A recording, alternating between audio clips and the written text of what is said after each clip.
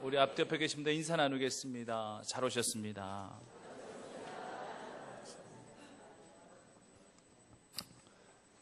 어떤 학생이요, 기차에서 요나 이야기를 읽고 있었습니다. 그런데 옆자리 한 신사가 비웃듯이 이 학생에게 이렇게 물었어요. 학생은 요나가 물고기 뱃속에 들어가 3일 후에 다시 나왔다는 이 이야기를 믿어? 그랬더니만 학생이 당연히 믿지요. 아니, 어떻게 그 터무니없는 얘기를 믿을 수가 있지? 근데 학생이 이렇게 대답하죠. 자세한 건요, 제가 나중에 천국에 가서 요나에게 물어보죠 뭐. 그때만 이 아저씨가 한다는 얘기가, 그 친구 지옥에 가 있는 거 맞아? 아니, 천국에 가 있는 거 맞아? 만약 지옥에 가 있으면 어떡하지? 그랬더니만 이 학생이 이렇게 대답합니다. 그럼 아저씨가 물어보면 되겠네요. 예. 일본의 우찌무라 간조는요, 성경의 모든 기록과 사건들은 다 기적이다. 표지 말고는 모두 다 기적으로 가득 차 있다. 이렇게 설명하고 있습니다. 우리가 흔히 요나서 하면은 그냥 요나가 물고기 뱃속에 들어갔다가 3일 만에 다시 나온 사건, 그런 기적의 사건으로만 모든 초점이 맞춰집니다. 하지만 요나서는요, 그보다 훨씬 더 깊은 이야기를 하고 있는 거예요. 하나님께서 요나서를 통해서 주고자 하시는 메시지는 무엇이냐? 한 영혼을 얼마나 귀하게 여기시는가, 또 잃은 자를 얼마나 찾기를 원하고 계시는가, 이것을 우리에게 보여주고 계시는 거예요. 하나님의 마음은 바로 이렇습니다. 하나님께서 독생자 아들 예수 이 땅 가운데 내려보내주신 이유, 인간의 몸을 입고 이 땅 가운데 고통당하시고 희생당하게 하시고 십자가에 못 박혀 죽게 하신 것, 이 모든 것들은 다 잃어버린 자를 찾아 구원하게 하시기 위해서 하나님께서 그렇게 행하신 거예요. 누가복음 19장 10절에서 예수 그리스도께서 이 땅에 오신 목적을 당신 스스로 이렇게 밝히고 계십니다. 인자의 온 것은 잃어버린 자를 찾아 구원하려 함이니라. 잃어버린 자를 향한 아버지의 마음이 어떤가를 보여주는 거예요. 이게 하나님의 마음이에요. 죄 가운데 고통당하며 구원 얻을 길이 전혀 없는 우리들을 불쌍히 여기셔서 가슴 아리하듯 통곡하듯 흘리신 하나님의 눈물, 이것을 우리가 이 마음을 헤아릴 수 있어야 된다는 얘기입니다. 노아 시대 때 내리게 하셨던 홍수, 결과론적으로 본다 할지라면은 심판의 홍수죠. 진노의 홍수입니다. 하지만 이 심판의 홍수와 진노의 홍수 이면에는요, 안타까운 마음으로 세상을 이렇게 치리할 수밖에 없었던 그 하나님의 눈물이 숨겨져 있다는 것을 아셔야 돼요. 내가 너에게 그렇게 기회를 주었건만, 내가 노아를 통해서 미리 그렇게 알려주었건만 귀담아 들을 생각하지 아니하고 무시하고 외면한 채 제 가운데 살아가는 인생을 안타까움으로 심판하실 수밖에 없는 그런 안타까움의 눈물, 이것이 바로 노아의 홍수였던 것입니다. 그렇기 때문에요, 우리가 이 요나서를 통해서 우리가 분명히 알아야 될 사실은요, 4가지가 있는데요. 첫째는요, 꼭 너여야만 하겠다라고 하는 거예요. 다른 사람들 많이 있잖아요. 하나님, 왜 하필 저를? 아니, 꼭 너여야만 하겠기에 너를 불렀느니라. 하나님 그렇게 말씀하십니다. 하나님은 한 영혼을 천하보다 아끼시고 존귀하게 보시는 분이시고, 그리고 민족을 향한 뜻도 있죠. 요나서를 통해서 우리가 알아야 될 사실은 바로 이런 겁니다.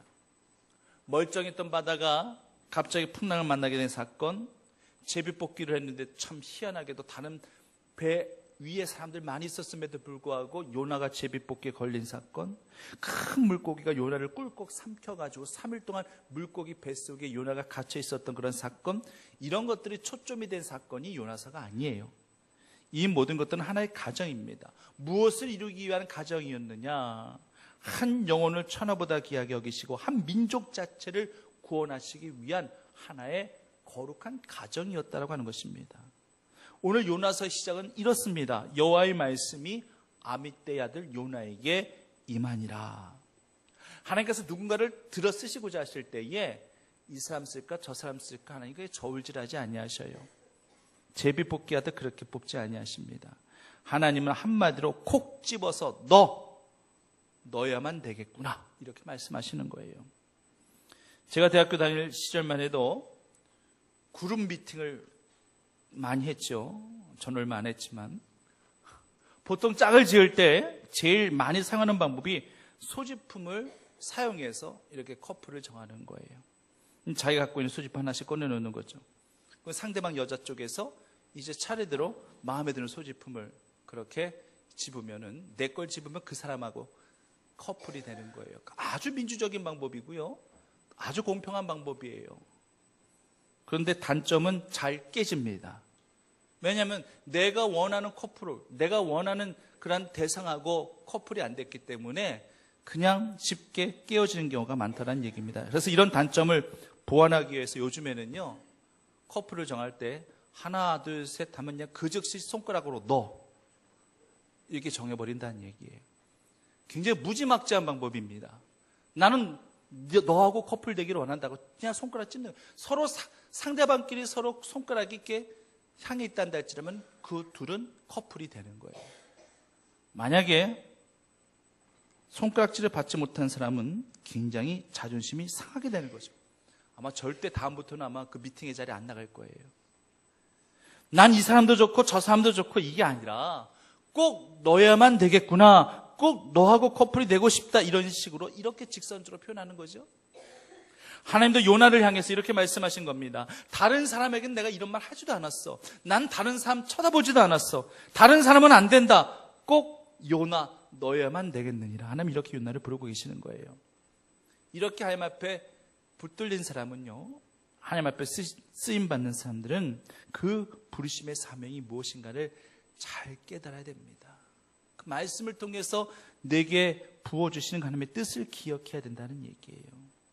우리의 소명은요, 우리가 스스로 택한 바 같은 것도 아니에요.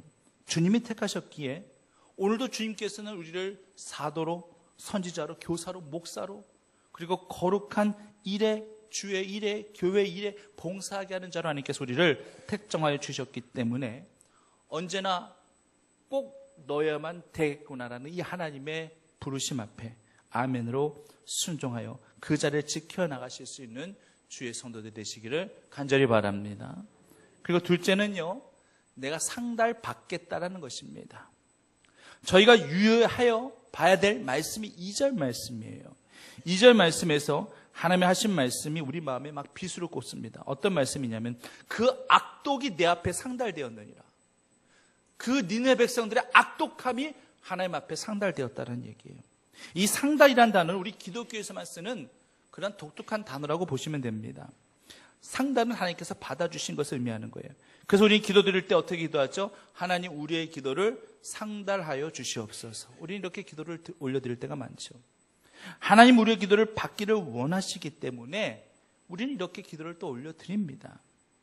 사실 우리의 마음과 뜻과 상태, 우리의 처지와 상황 하나님은 다 알고 계시지만 우리 입술의 고백을 통하여 상달받기를 원하고 계신다는 거예요. 그렇단다 할지라면 과연 우리의 그 죄악, 우리의 그 악독함, 이 모든 것도 과연 하나님 앞에 상달받게 돼야 되는 것이겠습니까? 그런데요, 참 안타깝게도 이것을 우리가 입술로 우리가 고하지 않아도, 우리 입술로 그렇게 보고하지 않아도 자연스럽게 하나님 앞에 상달된다라고 하는 것입니다. 그렇기 때문에 우리는 하나님 앞에 필히 우리의 죄를 자복하고 통회하고 회개하는 심령으로 주님 앞에 붙들려야만 되는 거예요. 내가 기도하지 않아도, 내가 기도로 나의 죄악과 악독을 내가 보고하지 않아도 자연스럽게 상달된다는 얘기예요. 지금 니느웨 백성들이 하나님 우리 민족이 이런 죄를 지었습니다, 우리 이렇게 악독합니다, 하나님 주님 앞에 보고합니다, 기도로 다 보고합니다, 이렇게 해서 보고했겠어요? 아니에요. 저들의 죄를 몰라요. 무지합니다. 그 악독이 그렇게 지금 하늘에까지 닿아서 하나님 앞에 상달되었음에도 불구하고 그들은 모르는 거예요.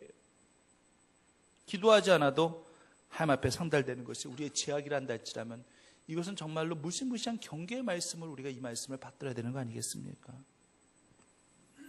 마치 잘못된 습관이나 그릇된 가치관 등은요, 누가 가르쳐주지 않아도요 자연스럽게 오염되어지고 전염이 되어집니다. 우리의 악독이나 죄악은 자연스럽게 하나님의 보좌 앞에 올라간다는 얘기예요. 이미 하나님께서는 온 세상을 두루 감찰하시고 다 보고 계시고 한 심령의 마음속까지 깊이 깨트리고 계시는 전능하신 하나님이신 자, 우리는 절대 그분의 시선을 피할 길이 없습니다. 모든 것들을 다 보고 계신 하나님이시기 때문에 우리의 선행이나 기도, 우리의 찬양, 우리의 믿음, 우리의 헌신, 이런 것들이 하나님 보좌 앞에 상달되게 해야 될 것이지, 우리의 죄악과 우리의 악독함과 우리 세상의 그 모든 더러운 썩어질 그 그릇된 습관들, 우리의 모든 잘못된 행위들이 절대 하나님 보좌 앞에 상달되게 해서는 안 된다라고 하는 거예요. 사도행전 10장 말씀에서 하나님이 보낸 천사가 고넬료에게 뭐라고 말씀하고 있는가 하면은요, 내 기도와 구제가 하나님께 상달되어 기억하신 바 되었다라고 그렇게 고백하고 있습니다. 우리의 기도가 상달되어지기를 간절히 원합니다. 우리의 구제와 행실이 하나님 앞에 상달되어지기를 간절히 원합니다. 우리의 믿음과 우리의 헌신만이 오직 하나님 보좌 앞에 상달되어지기를 간절히 원합니다. 하나님이 우리를 통해서 뭔가를 상달받기를 원하시는데, 우리의 악독함이나 우리의 죄악이 하나님 보좌 앞에 상달되게끔 그렇게 해드려야 되겠습니까? 안 되죠. 필히 우리는 우리의 믿음과 기도와 찬양과 헌신과 우리의 선행, 이런 것들이 하나님 앞에 상달되어질 수 있도록, 나의 악독함이 기억난다 할지라면, 나의 죄악이 깨달아진다 할지라면 언제든지 우리 입술을 통해서 회개하는 심령이 되어 자연스럽게 하나님 앞에 깨끗함을 받을 수 있는 믿음의 자녀들이 다 되셔야 될 줄 분명히 믿습니다. 세 번째는 자기 신념은 버리라는 얘기예요. 요나는 지금 자기 신념 가운데 아주 가득 차 있습니다. 참 버리기가 쉽지 않네요. 참 인간의 자기 신념이라는 것이, 자기 독선이라는 것이 얼마나 강한지요. 하나님이 대놓고 말씀하셨는데도 안 들어요. 듣질 않아요.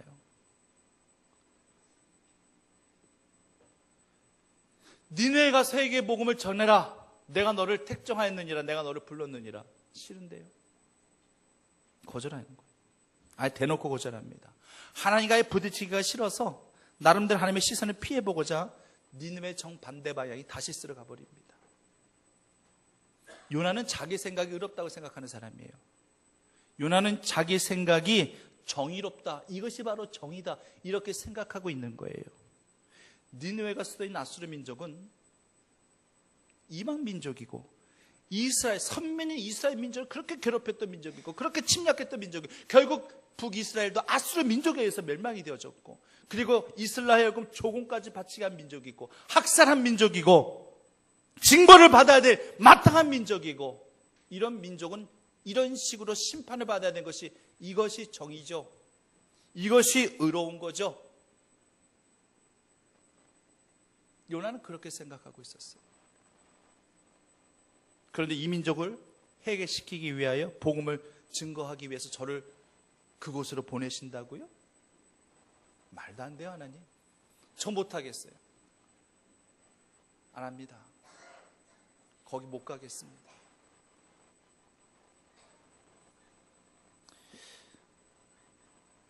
일제 36년 동안 우리나라가 얼마나 일본에게 핍박과 박해를 많이 받았는지, 지금까지 위안부 문제 때문에 골머리를 썩고 있어요. 이 뿌리 깊은 민족적인 악감정이 아직까지 남아있는 거예요. 지금 저 민족은요, 일본이라는 민족 우리보다 훨씬 잘 살아요. 선진국이에요.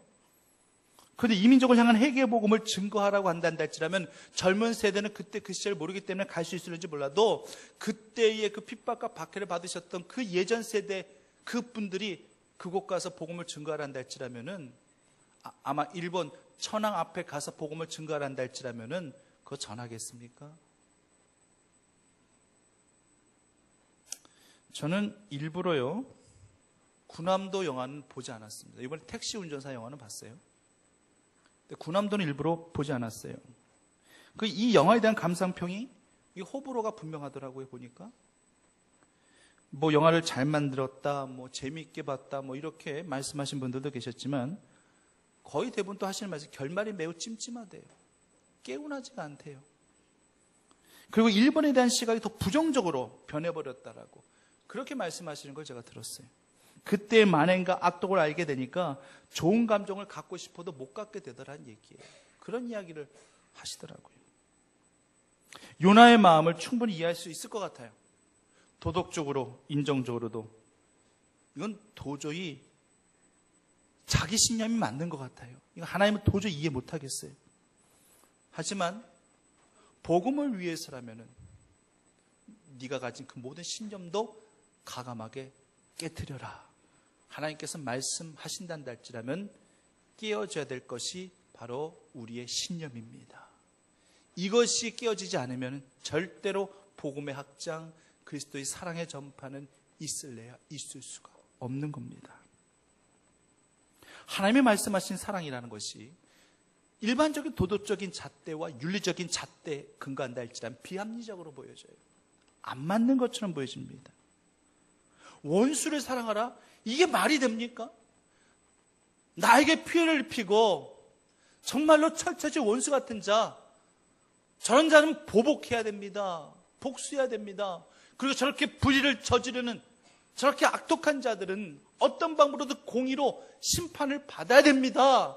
이것이 내가 알고 있는 정의입니다. 이것이 내가 알고 있는 신념입니다. 우리가 아무리 이렇게 생각하고 이런 생각과 신념 갖고 삶을 산다는다 할지라도 하나님께서 그래도 사랑해야 돼. 내가 너를 왜 구원했는데? 너 구원 받지 못할 자야. 구원 얻을 수 있는 아무런 자격도 없는 자야. 그런데 내가 너 구원했잖아. 근데 왜 너는 네 원수조차도 사랑하지 못하니? 그에게 복음을 증거하기 위해서 네가 그런 마음 갖고 사랑의 마음 갖고 복음을 증거한다 할지라면 아마 그 영혼은 눈물을 흘리면서 그 복음을 아마 받들게 될 것이다. 고마워서라도 감사해서라도 그 복음을 받들게 될 것이다. 그래서 내 원수를 사랑하라. 이 말씀, 이 계명 지키기 많이 힘들어요. 정말 힘들어요. 하지만 하나님의 마음을 우리가 조금이라도 헤아리고 그 마음을 받을 수 있단다 할지라면 내 윤리적이고 도덕적인 잣대를 하나님 말씀 앞에 내려놓으면 충분히 지킬 수 있는 그런 말씀들이에요. 우리 인간이 지키지 못할 말씀을 하나님께서 주신 적이 없어요.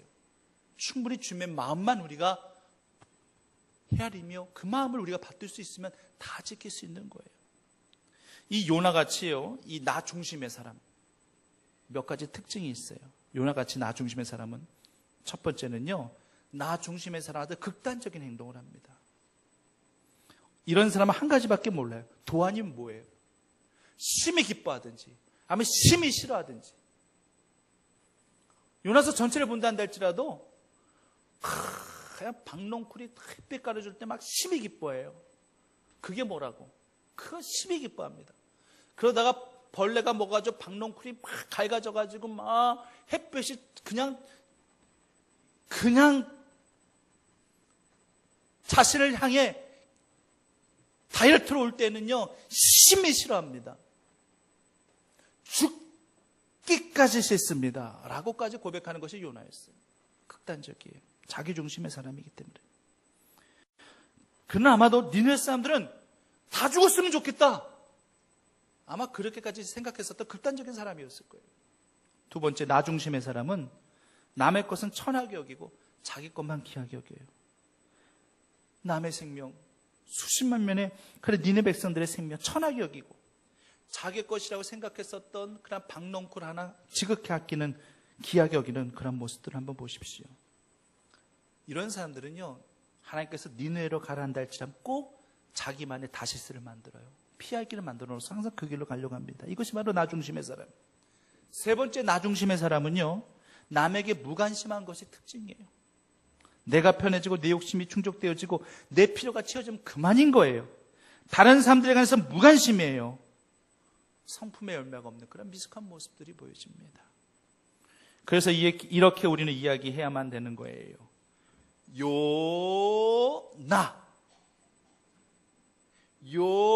나를 극복하고 나를 이겨내야지만 하나님을 발견하게 될 줄 믿습니다. 너가 아니에요. 예? 너가 아니에요. 나예요, 나. 이 자아를 극복하고 내 신념을 깨트려버리고 나를 이겨내야지만 이 안에 그리스도의 사랑이 머물고 믿음이 이 안에 들어가게 되는 것입니다. 사랑하는 성도님은 요나를 이기시고 하나님의 사람으로 철저히 붙들릴 수 있는 주의 성도들 되시기를 간절히 바랍니다. 마지막으로 이 세상에는요, 안전지대는 없다는 거예요. 다시스는요, 지금의 스페인 땅을 의미합니다. 스페인은요, 야고보 선지자가 순교했었던 그런 장소이기도 했고요. 그리고 오늘 본문에 같이 요나가 가고자 했던 나라이기도 했어요. 그래서 성경적으로 봐도 의미가 있는 나라죠. 저도 스페인을 다녀왔습니다만 참 낭만적인 그런 도시예요. 바르셀로나는요, 굉장히 오밀조밀하면서도 또 축구 잘하는 나라고 이것저것 볼거리가 많더라고요. 그런 도시예요. 그래서 결혼하시는 부부들도 유럽으로 신혼여행을 가고자 할 때에 꼭 스페인을 집어넣는 경우가 많더라고요. 무엇보다도 며칠 전까지만 해도 이 IS의 공격이 없었었던 대표적인 유럽 국가였어요. 그 몇 년 동안 그 유럽이 이 이슬람 무장 세력, 이 세력들의 이 테러 때문에 얼마나 힘겨워하고 얼마나 고통스러웠습니까? 대표적인 나라가 프랑스잖아요. 예? 축구 경기장에서, 성당에서, 영화관에서 계속적인 테러를 당해가지고 얼마나 많은 희생자를 내는지 몰라요. 벨기에도 그랬고, 터키도 그랬고요. 최근에 영국에서까지 그렇게 자꾸 테러가 자행이 되어집니다. 근데 며칠 전 이 스페인 바르셀로나에서도 차량 돌진 테러가 발생하면서 수십 명의 희생자가 발생했어요. 그동안 테러에 있어서만큼은 안전한 나라라고 인식되었던 스페인도 이제 희생양이 되었어요. 깨닫게 되는 것은 이 세상에 더 이상 안전지대는 없는 거구나. 요나는요, 다시스가 그 스페인이 자신을 숨길 수 있는 안전지대라고 생각했던 것 같습니다. 그래서 이 나라에 가고자 했던 거예요. 어떤 사명을 가지고 어떤 목적을 가지고 이 나라에 가려고 했던 것이 아니라 그저 자신을 피하기 위해서, 하나님의 시선을 피하기 위해서 그렇게 니느웨의 정반대 방향 이곳으로 가고자 했던 거예요. 그래서 오늘 다시스로 가려고 백삭을 지불하면서까지 배에 올라가는 그러한 이 같은 요나의 모습을 보게 됩니다. 이제는요, 더 이상의 안전지대라고는 있을 수 없어요. 우리가 진정 경험하고 우리가 진정 누려야 될 안전지대는 하나님과 함께 머무르는 이 성전이, 이곳이 가장 안전한 지대임을 믿으시기를 바랍니다.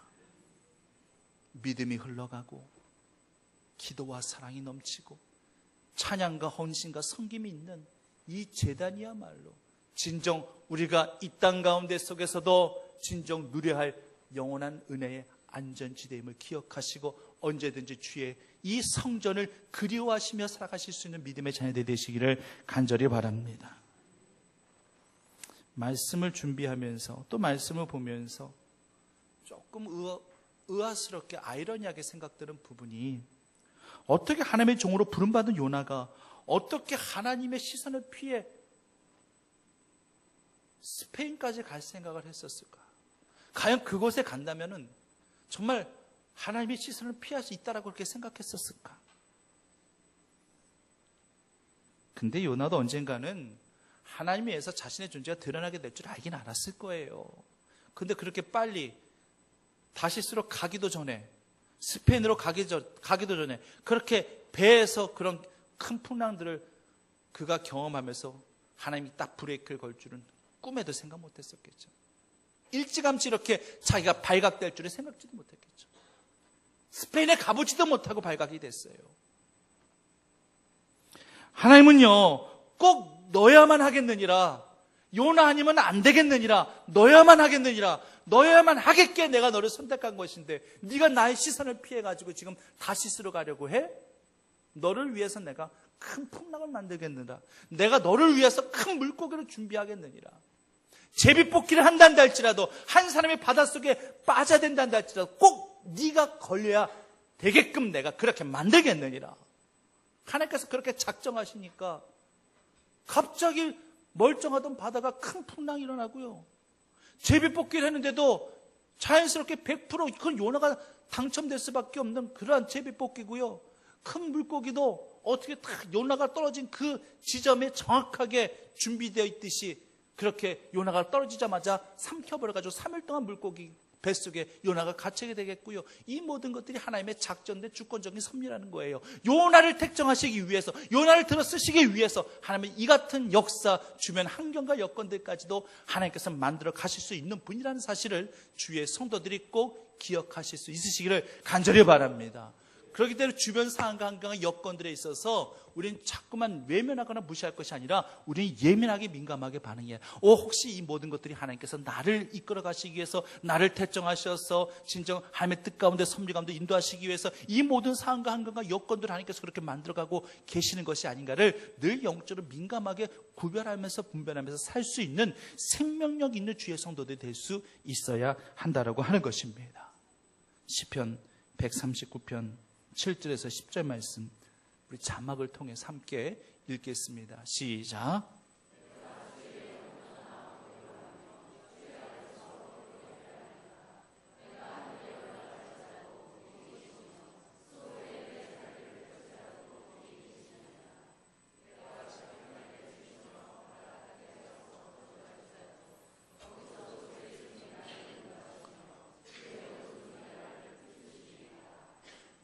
주의 신을 떠나 대체 우리가 어디로 갈 수 있다는 얘기입니까?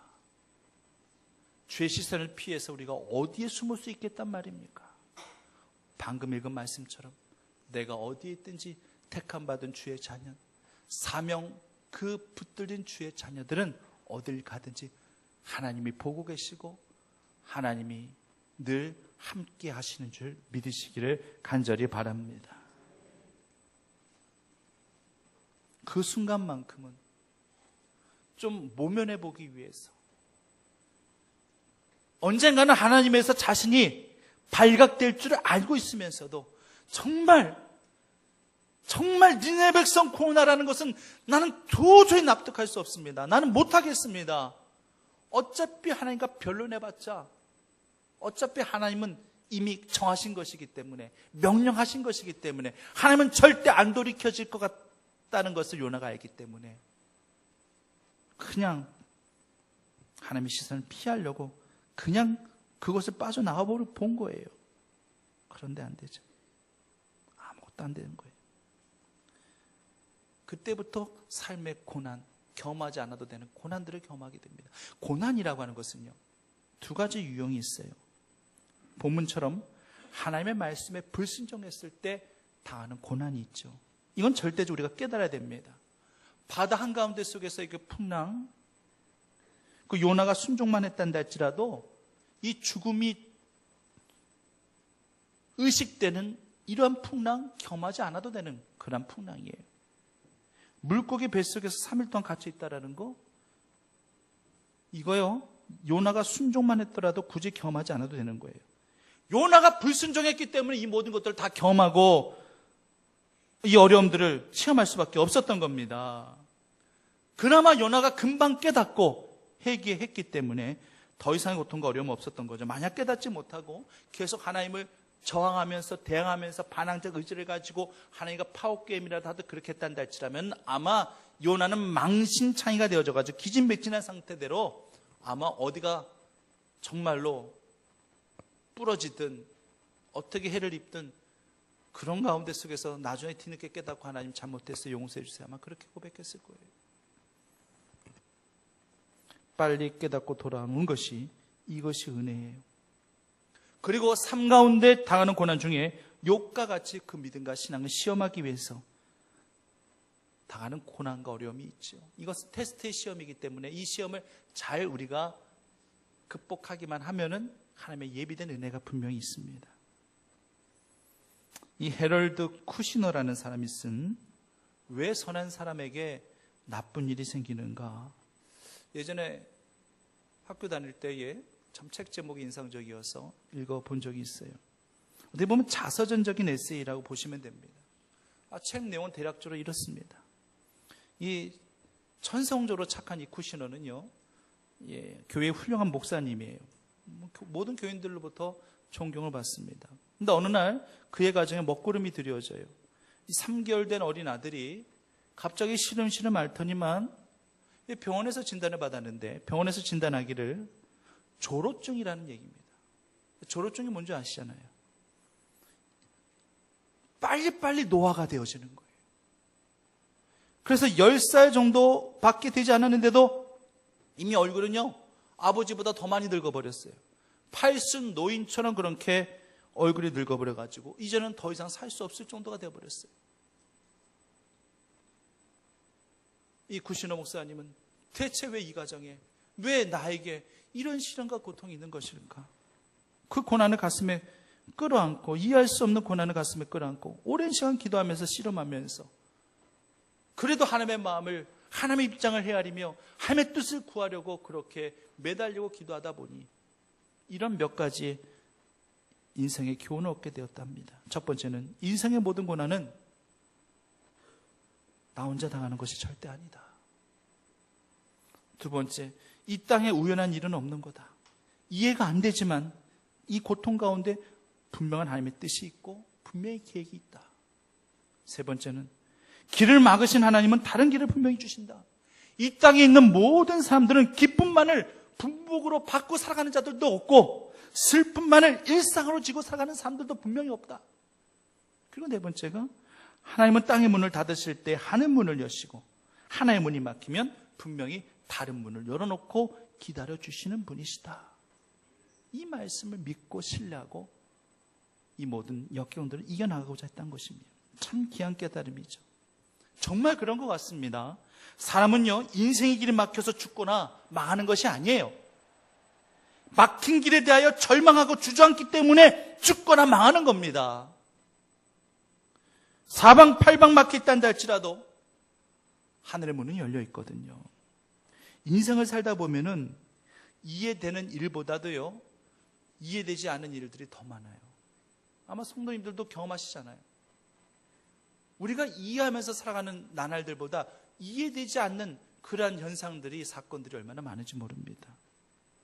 어떨 때는 내가 왜 이런 사람을 만나야만 되는 거였지? 내가 왜 이런 고난과 아픔을 내가 왜 당해야만 되는 것이지? 왜 내 인생 가운데 이런 일들이 자꾸만 벌어지는 것이지? 모르고 답답할 때 많아요, 솔직히. 하지만 하나님의 사람들은요, 모든 것들이 이해가 되기 때문에 인생을 사는 자들이 아니라 하나님을 신뢰하기 때문에 그 인생을 살아가는 자들임을 믿으시기를 바랍니다. 지금은 고난이 이해가 되지 않지만 하나님을 신뢰함으로 나가면 오늘의 고난이 유익이 될 거라는 믿음으로 살아가는 자들이 우리 신앙인들의 삶인 것입니다. 욥이 그랬듯이 나는 나의 가는 길을 정말 알지 못하겠지만 그러나 분명한 것은 내가 하나님을 신뢰함으로 나를 순금과 같이 단련시켜서 나의 길을 분명히 하나님께서 인도하여 주실 것이다. 철저히 하나님을 신뢰하는 믿음으로 나아갔을 때 하나님께서 그렇게 응답하여 주셨던 것을 우리는 기억해야 할 것입니다. 사랑하는 성도님, 이제 말씀을 정리합니다. 하나님이 요나와 같이 성도님들을 콕 집어서 바로 넣어야만 하겠구나 이렇게 말씀하실 때 언제든지 예, 하나님 꼭 저이기만을 바랍니다. 이런 식으로 응답하시면서 아멘으로 순종하시는 주의 자녀들이 되시기를 바랍니다. 나를 선택하셨다는 것은 정말 은혜예요. 하나님이 나의 체질과 성향, 나의 스타일, 나의 성품 나보다 더 잘 알고 계시는데 그 모든 거 다 알고 계시고 다 보고 계신 하나님이 나를 선택하셨다 한다 할지라면 내가 부족해서 안 돼요, 내가 연약해서 안 돼요, 그렇게 핑계댈 게 없어요. 그 부족함과 연약함 하나님이 다 알고 계시고 다 보고 계시기 때문에 부족함이 있단다 할지라면 어떤 방법으로 채워줄 것이고 연약함이 있단다 할지라면 오히려 그 연약함이 사도 바울처럼 강함이 되게 해줄 테니까 내가 너를 들어 쓰겠다. 꼭 너여만 되겠구나. 하나님께서 그렇게 말씀하실 때에 내 고정관념과 내 신념을 십자가 앞에 주님 말씀 앞에 철저히 내려놓고 하나님께 상달받으실 그 기도를 주님 앞에 올려드리며 주님 앞에 귀한 헌신과 열정과 그리고 주님 앞에 귀한 행실로 그리스도의 향기를 드러내드리는 주의 자녀들 되시기를 간절히 바랍니다. 주님 안에 거함이 가장 큰 행복입니다. 이 성전 안에 거함이 가장 큰 행복이며 이곳만큼 안전한 지대는 없습니다. 우리 영과 육이 쉬어야 될 이 영혼의 쉼터에서 언제나 평안함을 누리면서 언제나 사명자의 삶으로 더욱더 귀하게 나아가는 주의 자녀들이 다 되시기만을 간절히 축원합니다. 사역사하신 아버지 하나님,